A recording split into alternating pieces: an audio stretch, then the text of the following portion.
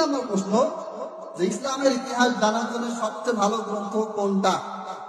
ইসলামের ইতিহাস এটা অত্যন্ত গুরুত্বপূর্ণ একটা বিষয়। গোটা পৃথিবীতে মদিনা বিশ্ববিদ্যালয় যান, উম্মুল কোরা, কিং সৌদ এবং ভারত পাকিস্তানের বর্গ মাদ্রাসাগুলোতে যান, সেখানে ইসলামের ইতিহাস পড়ানো হয়। কিন্তু আমাদের দেশে ইসলামের ইতিহাসের তেমন কোনো মূল্য নেই, পড়ানো হয় না। আল্লাহ তাআলা কোরআনে বলেছেন, ফাকুসুসিল কসস লাআল্লাহুম ইয়াতাফাক্কারুন, আপনি ঘটনা বর্ণনা করুন যেন তারা কি করে, চিন্তা ভাবনা করে। মুসলমান জাতির অধঃপতনের পিছনে কি কি কারণ, কেন মুসলমান জাতি পিছিয়ে গেছে, কেন তারা মার খাচ্ছে, কি করলে তাদেরকে সামনে আগাতে পারবে, এই বিষয়গুলি ততদিন পর্যন্ত আমরা বুঝতে পারবো না যতদিন পর্যন্ত আমরা ইসলামের ইতিহাস স্টাডি করবো না। আবার ইসলামের ইতিহাস এমন এমন ব্যক্তি মানুষ লেখে বাংলাদেশে যারা আরবিও বুঝে না। ইসলামের ইতিহাস লিখতে গেলে থেকে অবশ্যই আরবিতে এক্সপার্ট হতে হবে।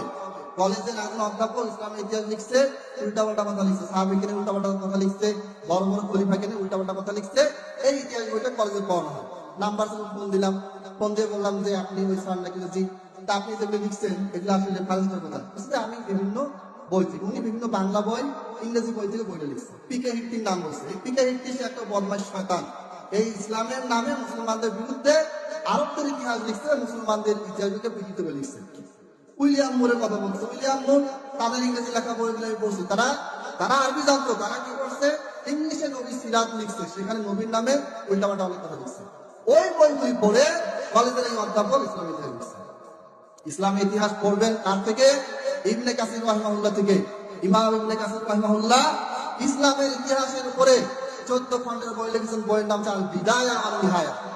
সৃষ্টির শুরু থেকে সৃষ্টির শেষ পর্যন্ত কিভাবে আল্লাহ কখন কোন দেশের সৃষ্টি করলেন, আদম আলাইহিস সালাম, তার ছেলে শীশ আলাইহিস সালাম, তার ছেলে ইদ্রিস আলাইহিস সালাম, তার ছেলে নূহ আলাইহিস সালাম, এরপরে হুদ আলাইহিস সালাম, যতগুলি নবী রাসূলের যত ঘটনা আছে সবকিছু তিনি কোরআন ও হাদিস থেকে লিখেছেন।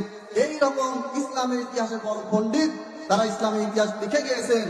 আর আল্লাহর অশেষ রহমতে এই আল বিদায়া ওয়ান নিহায়া, এই 14টা খণ্ড বাংলাদেশে কি হয়ে গেছে, অনেক আগে অনুবাদ হয়ে গেছে। আপনারা আল বিদায়া ওয়ান নিহায়া পড়বেন, ইসলামের ইতিহাসের এমন এমন বিষয় জানবেন, এত বেশি জ্ঞান সমৃদ্ধি হবে যে আপনি কল্পনা করতে পারবেন না। আর বইয়ের ভাষা, বইয়ের বক্তব্য এত সুন্দর করে সাজানো, বিশাল বিশাল বই, 500-700 পৃষ্ঠার 14টা খণ্ড, কিন্তু আপনি পড়াশোনা করলে কখন শেষ হয়ে যাবে টের পাবেন না। অতএব ইসলামের ইতিহাস জানার জন্য আপনারা যে বইটাকে সিলেক্ট করবেন, সেই বইটার নাম আল বিদায়া ওয়ান নিহায়া। ইমাম ইবনে কাসির রাহিমাহুল্লাহ এই কিতাবটি লিখেছেন। এরপরে আরো অনেক কিতাবের নাম বলা যায়, সময় শেষের দিকে